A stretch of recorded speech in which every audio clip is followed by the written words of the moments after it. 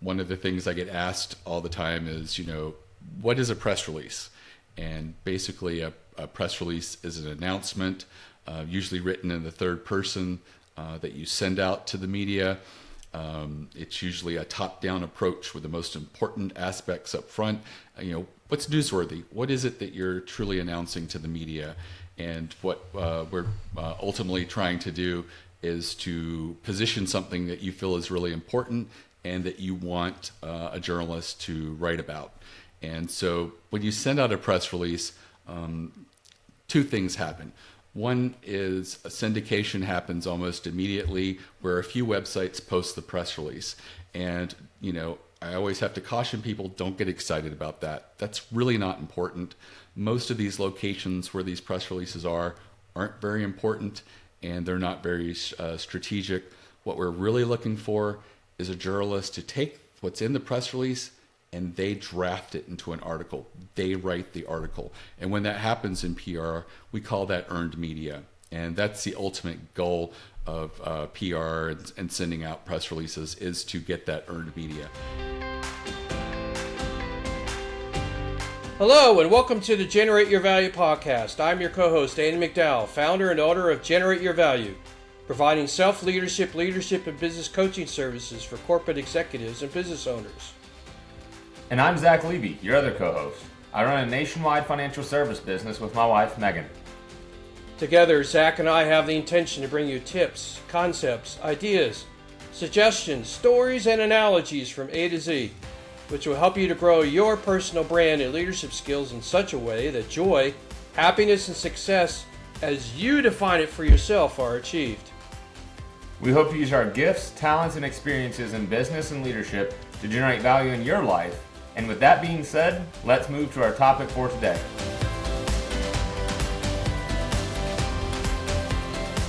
Hello and welcome to the Generate Your Value podcast. My name is Andy McDowell, your host for today.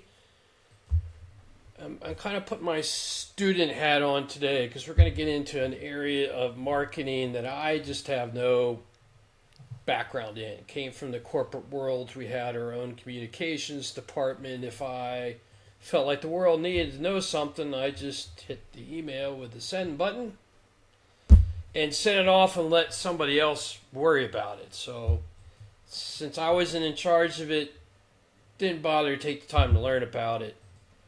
And so I thought it might be appropriate, particularly for those in the small business, medium-sized business world, to bring on an expert in the area of public relations. There's that word again. Public relations. What does that exactly mean? What is it all about? Those are the kinds of questions that we're going to get in today with my guest. His name is Mickie Kennedy, comes to us from this great state of Maryland. Just north of Baltimore, grew up as a Baltimore Orioles fan, loved the area. One quick short little story. I was a Brooks Robinson fan, and when I was about 7, 8 years old, my family moved to just outside Philly. So my dad's like, hey, I'm going to get tickets to the Orioles game and get it right at third base so Andy can see Brooks Robinson, his childhood hero. And I couldn't sleep the night before. I was so excited. Tired as heck when I got up in the morning, but we got in the car, drove 2 hours down to Baltimore, got to our seats, and it was the first game that Doug DeSense's played, and Brooks sat in the dugout the whole game. It was the end of an era for Brooks Robinson and was starting to make his journey to retirement. And I couldn't have been so disappointed. Oh my gosh. So pissed off. Anyway, Mickie, welcome to the podcast. Thanks for coming on. Let me read Mickie's bio and we'll dive into the conversation. So, Mickie Kennedy believes that with some effort and a little money, the possibilities are endless. He's an expert in helping small businesses, authors, and startups increase their visibility and credibility. Mickie founded eReleases 24 years ago after realizing that small businesses desperately need a press release service they can actually afford, giving them access to the media and to a national newswire, all with a personal touch. He holds a master's in fine arts and creative writing with emphasis in poetry from George Mason. His press releases have resulted in articles being published in the Wall Street Journal, CNN, Bloomberg, and many other prestigious news outlets. So that being said, Mickie, welcome to the podcast. Can't thank you enough for taking your valuable resource, that limited resource you have in your life called time, to come share your wisdom with the Generate Your Value community. Oh, I'm glad to be here. So, I always like to start off with pick a point in your timeline of your life and start there and give the community an idea of what your journey has been to the point where you are today. Sure. So I have an MFA in creative writing. I finished that up like 27 years ago. And my game plan, career-wise, was to write poetry and wait tables. And so after graduating, I did that for a summer and realized that I do not have the stamina or physique of someone who can work on their feet on concrete for 10, 12-hour days. And I just felt so it really taxes you psychologically, waiting tables. At least it did for me. So I decided I was going to get a safe office job. And so I applied at a few places, and I got hired at a telecom research startup as employee number 3. And because we were a startup, and because I had writing on my resume, they were like, you're going to work a lot, and we want you to figure out press releases and send them out to the media. So I did that, wrote what I thought was a press release based on what I could learn, and then hit send on a fax machine that I programmed with 100 numbers. And then the next day, deleted those numbers and put another 100 numbers in it, or close to another 100. So I really begged my boss to buy a second fax machine so we could just keep the 100 numbers on this one and 90 some on the other. But he was fiscally responsible. So that didn't happen. And what I learned was, the media weren't really biting. And I just started playing with it and trying to figure out what they were interested in. I knew that we published a lot of data, and just like showing the data in a chart and announcing the data wasn't getting the job done. So I started to peel back and look at anomalies or patterns or growth and talk about why those are occurring. Like there was one Caribbean country that accounted for more telecom traffic to and from the United States than all other Caribbean countries combined. I was like, why is that? So I discovered that they were the center for 1-900 numbers, which were really popular 26 years ago. And there was everything from astrology to dating, all kinds of things that were just like you pay per minute and talk to someone, generally not a machine. And it was all done through there. And, I wrote that up, sent it out, and boom, The Economist, Financial Times, Wall Street Journal, and Washington Post are all running with it. And I was like, ooh, okay, so this is what they're wanting. And I would just continue to comb through, picking out patterns, anomalies, just anything like that I thought would have an interesting story. And I'd send it out, and we got pickup. And we also got picked up in the telecom trade publications as well, which was really instrumental because those were our customers. But we did get a lot of customers from the other magazines and publications and newspapers because, there were other people who were like, I know how to use this data. We started selling to hedge funds, investors, all kinds of people that were outside the telecom space that were traditionally our customer base. And it was really great. And, as I was doing this, a lot of the people started to call the journalists and saying, hey, in the future, could you just email me the press release rather than faxing? And that's like, like, wow, email, you can just copy and paste a list of, 50 people's emails and hit send and not have to program a fax machine and spend all day sending. So I started to think about what that could look like. And I mentioned to my boss that, you could have a business just sending emails, and he's like, yeah, there could be something there. So I started to reach out to journalists in my spare time, which wasn't considerable working for a startup, but about a year later I had almost 10,000 journalists in a database, and they were all segmented by their beats, and they all had agreed for me to send them releases. And so I launched eReleases just over 25 years ago now. And I was just a matchmaker, sending out releases on behalf of clients to who I thought would write about it. And over time, PR Newswire reached out to us. They said they liked what we did. They liked that we served small businesses. It's something that they would never reach out to actively because, their salespeople are dedicated to trying to bring on board publicly traded clients who might say, oh yeah, I'll take a $30,000 newsroom, or sure, I'll pay for an Asian distribution with, 6 different translations for $14,000.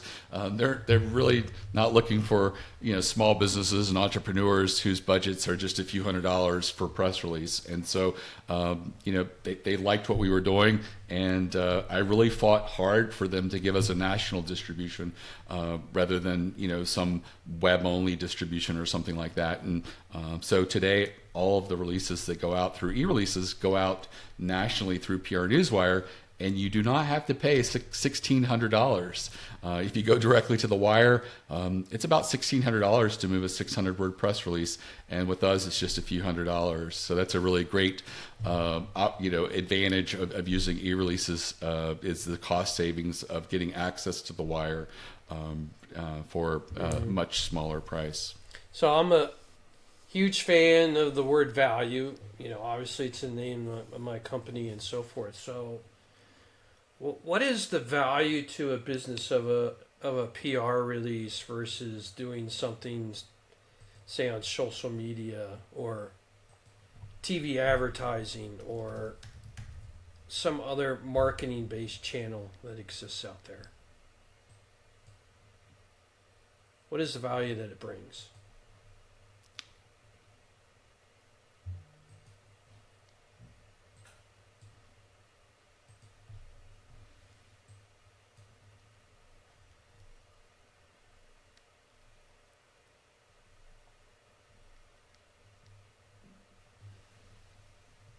So another really great thing about eReleases is the fact that we're an all editorial staff. We have no salespeople. There's no commissions. So feel free to reach out and talk to us. We can give you guidance on what you're working on, what you're thinking about working on, and we really are there to serve you by phone, email, and by chat. One of the things I get asked all the time is, what is a press release? And basically a press release is an announcement, usually written in the third person, that you send out to the media. It's usually a top-down approach with the most important aspects up front. What's newsworthy? What is it that you're truly announcing to the media? And what we're ultimately trying to do is to position something that you feel is really important and that you want a journalist to write about. And so when you send out a press release, 2 things happen. One is a syndication happens almost immediately, where a few websites post the press release. And, I always have to caution people, don't get excited about that. That's really not important. Most of these locations where these press releases aren't very important, and they're not very strategic. What we're really looking for is a journalist to take what's in the press release and they draft it into an article. They write the article. And when that happens in PR, we call that earned media. And that's the ultimate goal of PR and sending out press releases, is to get that earned media. And why that's important is it provides third-party corroboration or social proof. When a journalist writes about you, it's almost like they're giving you an implied endorsement.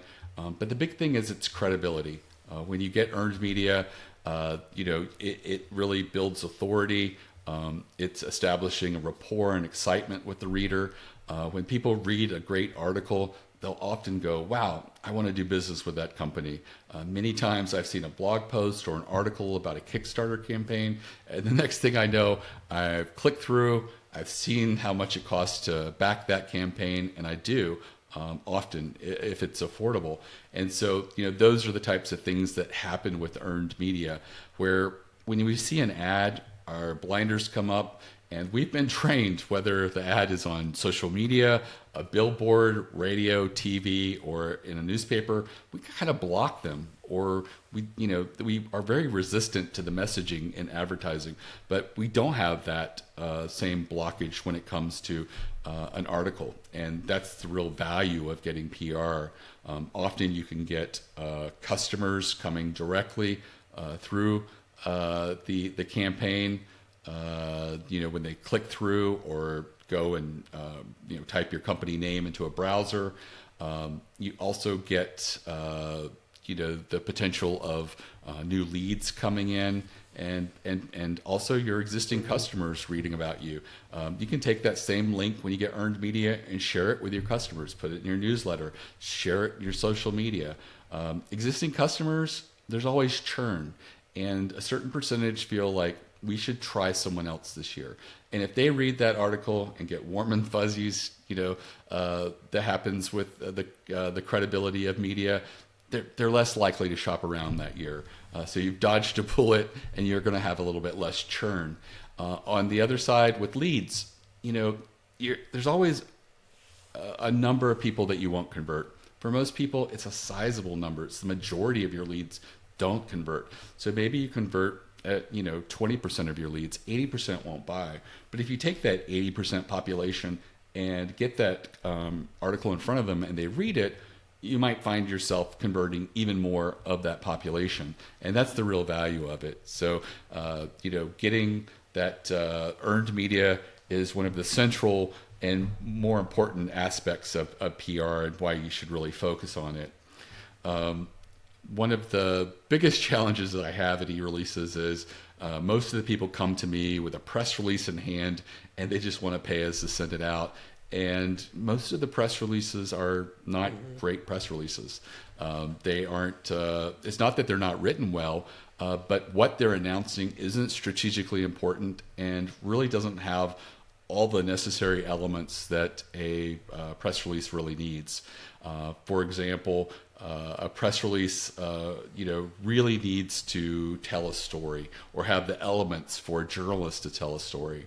Journalists are natural storytellers.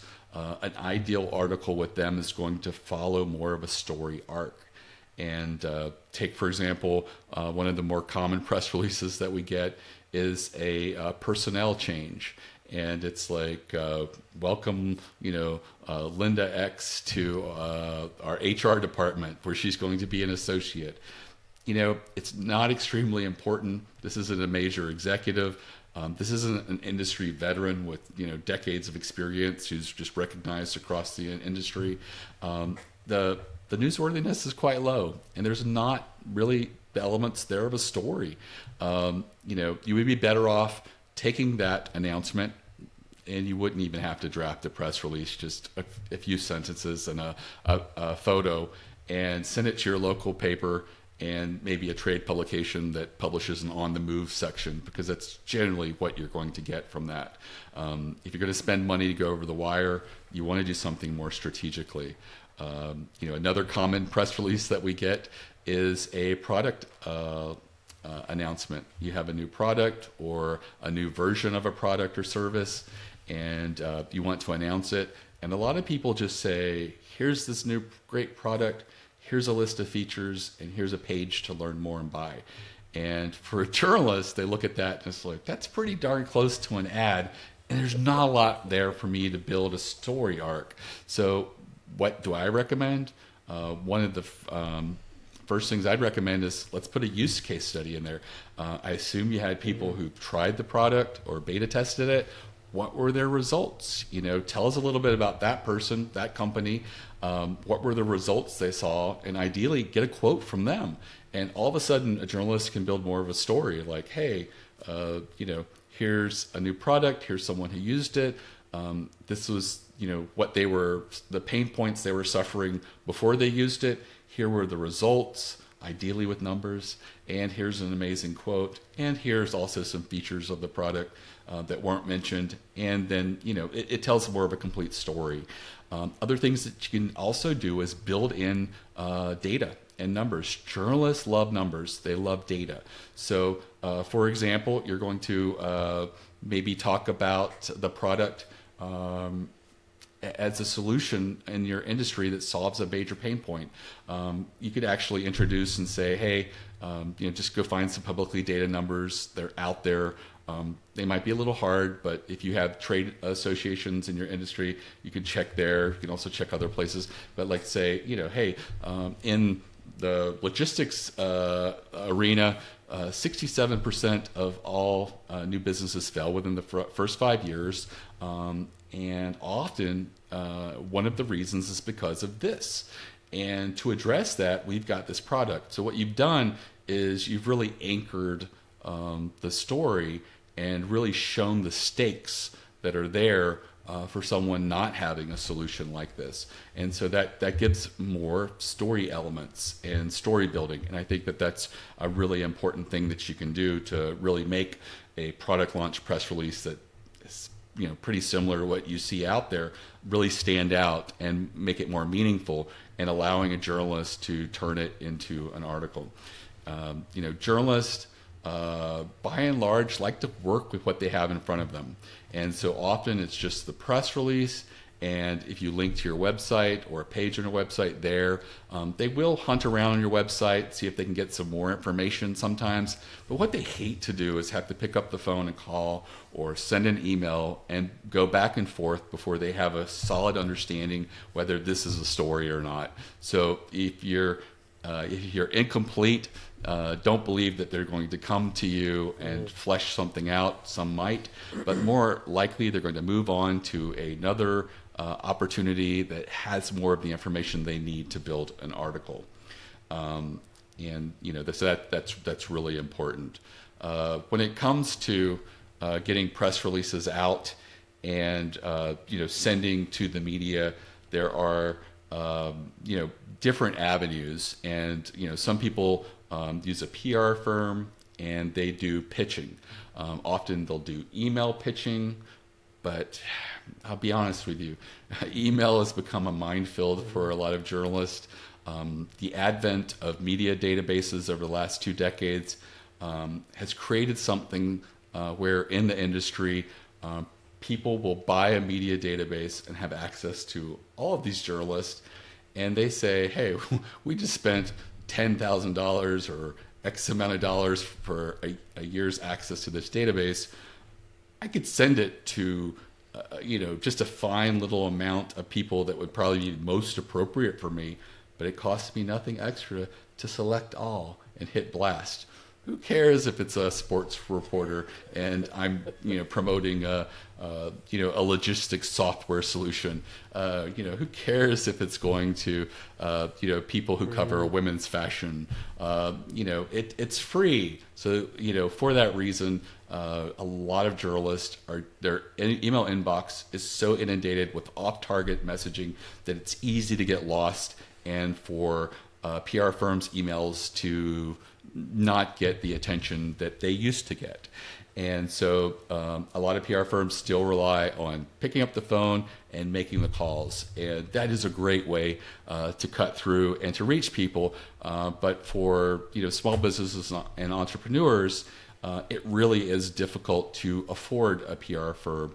And my belief is that if you act more creatively and more strategically, you can do a press release, hit send on the newswire, pay a fee, and get more coverage than someone who uses a journalist.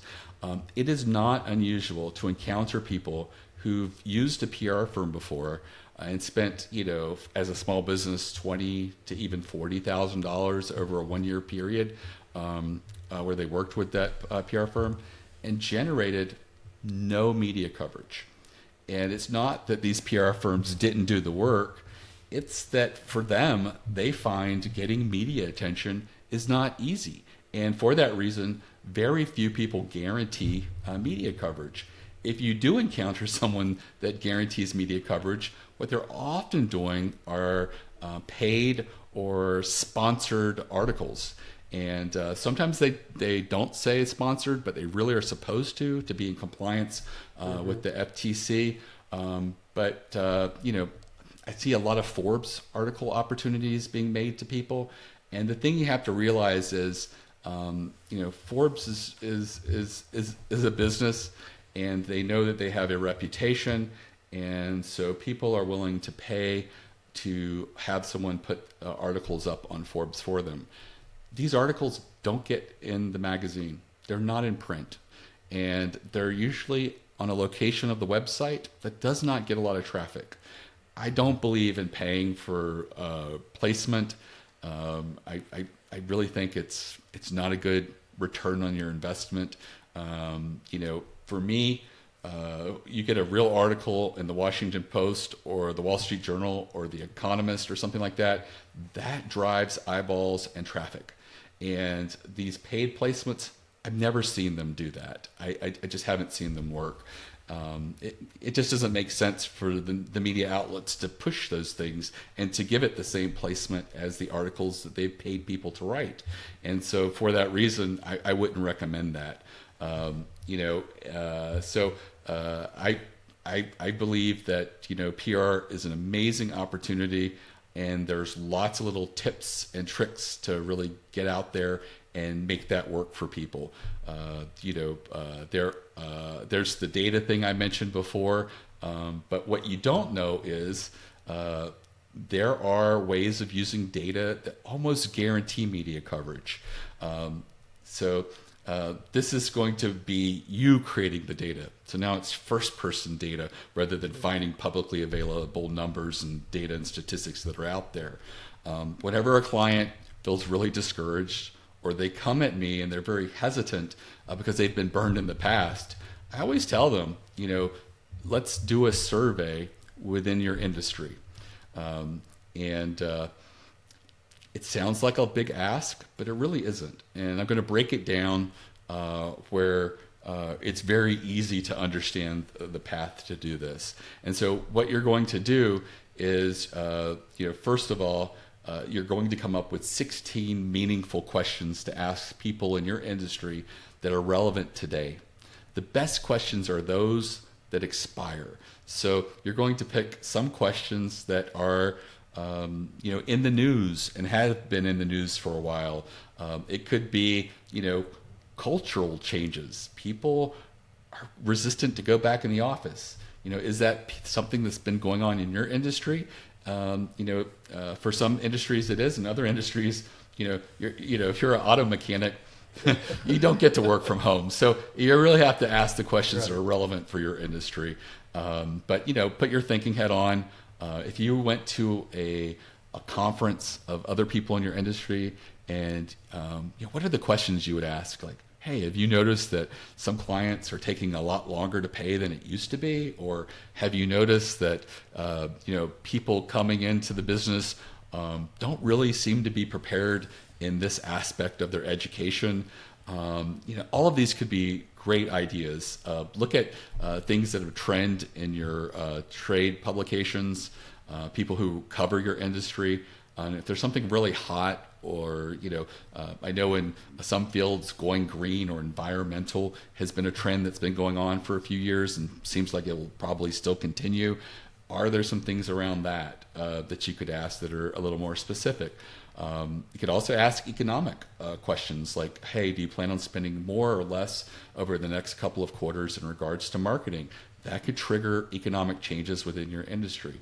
So, once you put together 16 questions, I like SurveyMonkey. I find it easy to use. I do 4 questions per page, so it's 4 pages. And if someone stops halfway, you've got half their responses. And that's one of the reasons I like that. And it makes it easier for someone completing it to digest it 4 questions at a time. On the last page, you can afford to put a couple of odd or left field questions. If they don't complete that page, you've got 75% of the responses. Surprisingly, I've had really good results with that, where sometimes the question you ask on that page is the one that you generate the press release about. The local auto repair shop in Pennsylvania approached me.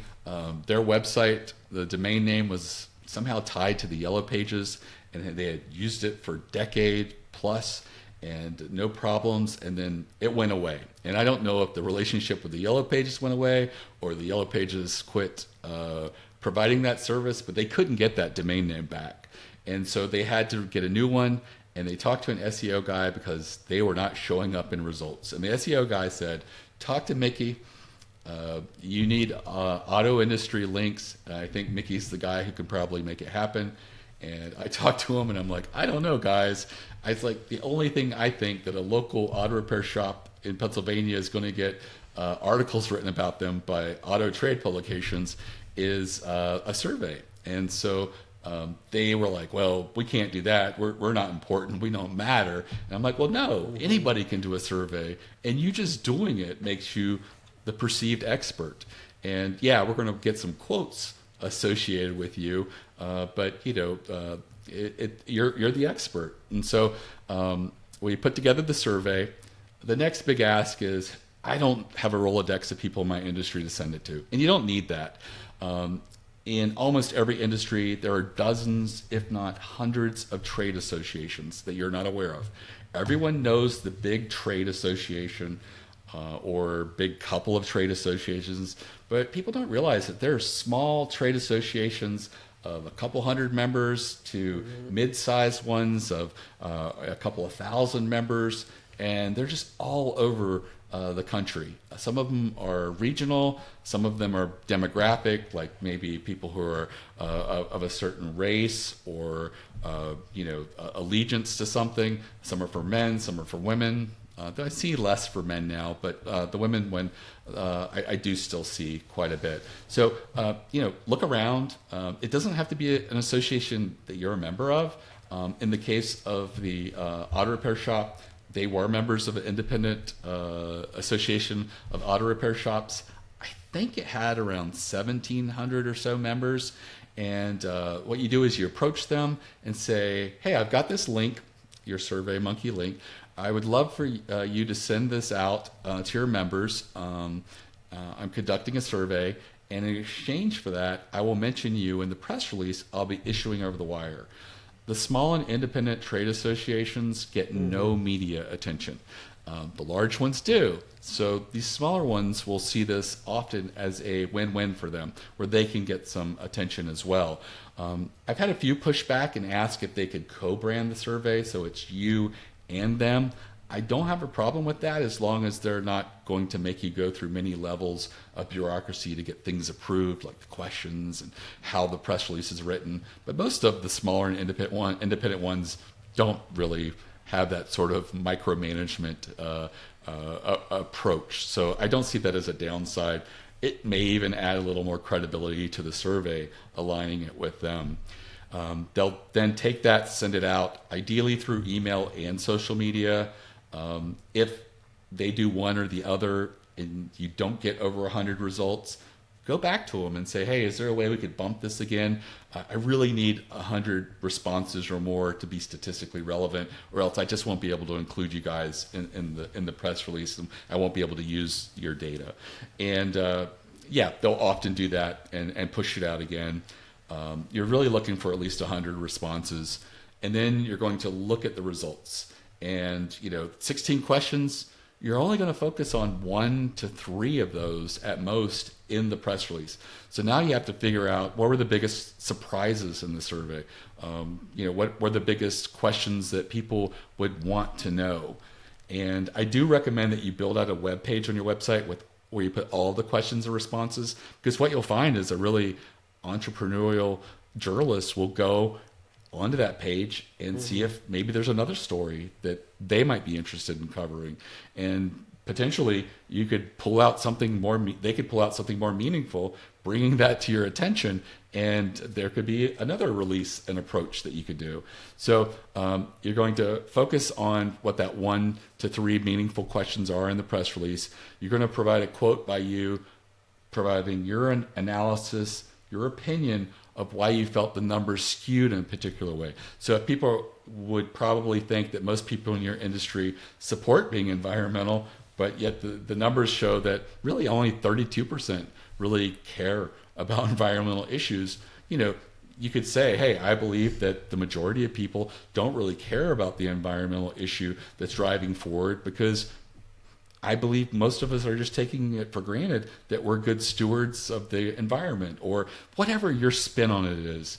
And, ideally it's something that seems logical and something that you can defend. And, maybe talk to a couple of people and ask, do you really care about the environment? Why is that? It could be apathy. Try to figure out what it is, and then speak meaningful about it. After that release goes out, what I find is most of the time, if you've asked the right questions, you're going to get anywhere from 4 is the least I've seen to as many as like 14 articles written. And each of these are individual articles. And they're usually some trade publications, but there also might be newspapers, other people who cover your industry. And it's a really great way to stand out. You're going to be getting links, you're going to be getting traffic, and you're going to be getting recognition. I have one client who does this. They started a few years ago. They represent a lot of different verticals. And so they started doing a survey, and they got really good results. They started doing another survey, and now they're doing 25 to 30 surveys a year on all of these verticals, and they're doing them annually, and people know them as the survey guys. They have so much respect in the industry. They are seen as experts, and they started as a review site. They had reviews of all these little verticals, and now they're industry veterans. People pay a premium to be associated with them, to be listed, to be reviewed. It really is, has given them so much authority, and that's the real value of that. So yeah, doing a survey seems like a big ask, but as I broke it down, it's not that difficult. It's like 15 minutes on SurveyMonkey plugging it in. It may be a few hours to a few days of really thinking through the 16 questions. That's the most important part, because you want to ask questions that are really meaningful. And in the case of my client who does 25 to 30 of these a year, they tend to ask the same questions. So as I said, you want some questions that are timely and relevant right now, but there are also questions that potentially you could ask where you're just taking the industry's temperature trying to find the trends on something that in a year, the temperature is going to be different. So there is room for those types of questions as well. So, think, be creative, put your energy there, and it really can go far. I do have a free masterclass that goes a little bit more into detail about the survey and study approach, and several other strategic types of releases you could do. It's completely free. It's a less than an hour video that you might be starting and stopping and taking a lot of notes, and there's a lot of data there and information, but it's a good place for anybody who's considering PR to start there. Because if you start with meaningful press releases and build a PR campaign of 6 to 8 releases, and most of them are strategic and aligned to be important and newsworthy, you're going to have many more successes. There are people who come in, try a release, doesn't work, and they move on. And what they don't realize is if they had kept trying and testing, and then testing ones that are more meaningful, they could have positive results. And so many people just come in, test it, and then move on. And so you really have to commit to a PR campaign of 6 to 8 releases. Of that, half of them may not do anything. You get the syndication, which I said is not important, where the press release is on a bunch of websites, but you don't get any articles. But the other ones, you get some articles, and it can be really meaningful. I've had a client who got one article in a trade publication, and they ended up getting a new client in Australia to build several waste management facilities that were many tens of millions of dollars. And so that was a really good return. Sometimes you get direct sales, sometimes you get direct leads, sometimes you just get more recognition in the industry. It's hard to control what the outcome is, but the thing is, the more of those earned media opportunities that you get, the more variety of those types of things you will see, where it does move the revenue needle, where it does improve conversions and makes it easier to convert customers. And so, that's one of the great things about earned media, and it doesn't have to cost a lot. I mean, if you use a service like eReleases, we have a new customer special, so it's just a few $100s to send out a release.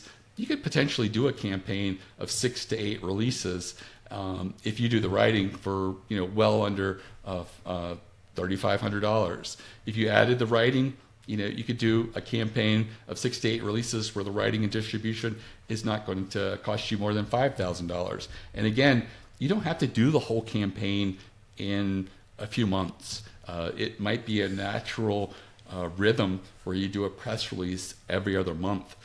So to do 6 to 8 releases could take you well into 15 to 16 months, well over a year. So spreading out an expense of $5,000 over a little over a year, it's not a huge commitment on a monthly basis.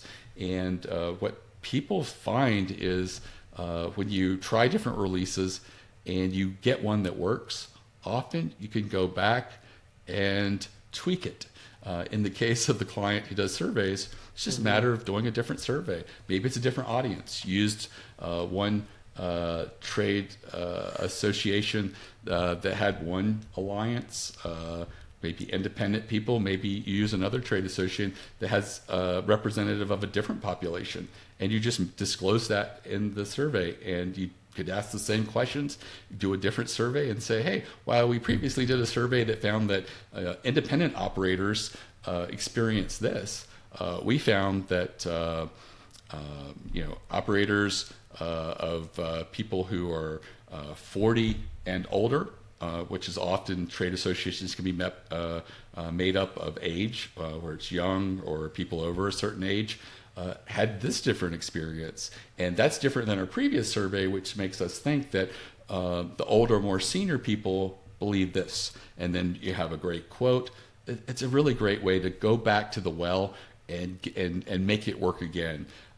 In the case of a client who felt he was completely not newsworthy, it was a local carpet company in New Jersey, and I agreed with him. You are not newsworthy. We didn't do a survey or study in his industry, but what we did was, after a few months of working with them and nothing happening, we did a brainstorm, and one of the questions I asked was, who is your biggest enemy? And expecting it to be Al across the street with his rug emporium, it was the big box home improvement stores. And he talked about how bad they are for the carpet industry, the padding that they use being inferior. Many of them call a sheet of people who are licensed to have a home improvement license in the state, and they don't even ask if you've installed carpet before. They just call and say, hey, we need 2,200 square feet installed in a home tomorrow at 11. Are you available? And if you just called a licensed roofer who doesn't have work tomorrow, that person may be watching YouTube that night and figuring out how to install carpet. And so that's why so many people have these experiences where they get these carpets and they just don't look right after a few months or a couple of years. They weren't stretched properly. The seams weren't done exactly right. And the experiences that people have are just not ideal. So we put together a David versus Goliath press release talking about the the marketing against these big box home improvement stores, and the downfalls of it. And it did extremely well. I think it went viral Because you're telling in the a floor story. trade world, which it's very small, but like a dozen trade publications picked it up immediately after it went out. And what we had identified was basically a blind spot in the industry where these trade publications weren't discussing the big box home improvement stores, despite the fact that they were the biggest enemy in the industry. And the subscribers to these magazines are not the big box home improvement stores. Sure, they might get a few copies, but the bulk of them are local operators and regional operators, just like my customer. And so it really resonated. So many letters to the editor thanking people for that article. It was really great. And so we got those publications coming back to us and asking for more. So we kept talking about marketing and differentiating and the opportunities of having a big giant competitor, and how you make that an advantage, and how do you navigate that. At the end of a year, doing a press release a month, and the first 4 doing nothing, at the end of the year, they had about 30 clips, articles that were written about them. Most of them were floor trade publications, which their customers do not read. And I had pointed that out to them, but they had a bigger vision than I did. They did get in their local paper, and they did get in New Jersey Magazine, which is a really nice, glossy publication. They did circle back and try to see if they could then get them to advertise in the magazine. That didn't happen. But they printed out and scanned all of these great clippings that they had, and they put them in a brag book. That's what they called it. And every time their sales guy goes to someone's home, measures, and gives them a quote after showing them carpet samples, they say, look, we may not come in the cheapest, but we've been doing this for X amount of years. All of our installers are, people who've been with us for years. They know what we're doing. Here we've been picked up by Floor Trade Weekly. Here we've been picked up by this publication. Here we are in the local newspaper. Here we are in New Jersey Magazine. And they just continue to just quickly just flash through these articles. The person doesn't read them. They see the headlines. They see the logos of the different trade publications. And just by adding that extra minute or two to the sales process resulted in a 17% increase in conversions. So almost 1 out of every 5 homes that used to say no is now saying yes, which has just completely changed their business. You don't think about it, but if you're used to having to go through, X amount of these sales consultations and you're converting 17% more, it's meaningful. And that's really a great advantage to them, and it really helped them. And here, several years after that's done, using that same brag book, they're still getting converting at that rate, and people are deciding that yes, this company may not be the cheapest, but I'm willing to pay $200, $300, $400 more on this job, knowing that I'm with someone who is respected throughout the industry. My local paper has reported on them, and New Jersey Magazine. Those are all huge signals of trust, and that sea of trust, that radius, really goes far and has really completely amplified their importance and people's willingness to want to work with them. And so many people just rely on testimonials. And, I'm one of those people that I think I suffer from testimonial fatigue, where I see a name and something glowing. It doesn't mean much. But I think that when, not one, but many publications write about you, and you're just an obscure little company in a city in New Jersey, it's like, wow, what has this company done that has really, put them under the spotlight? And the truth is, they've just put themselves out there and talked about something that nobody else was really talking about. And again, I go through all of these strategic types of press release ideas in my free masterclass. It's at eReleases.com/plan, PLAN. And, I'm trying to get my customers to go through it, but I think it's a great place to start if you're open to PR and you want to do press releases. And I think that that's just a really meaningful thing that you can do and make it work for you. And, a lot of people believe that PR is the venue of large, well-funded companies. And I'm just here to tell you that journalists, while they have to cover the big companies, they know that they can afford to advertise.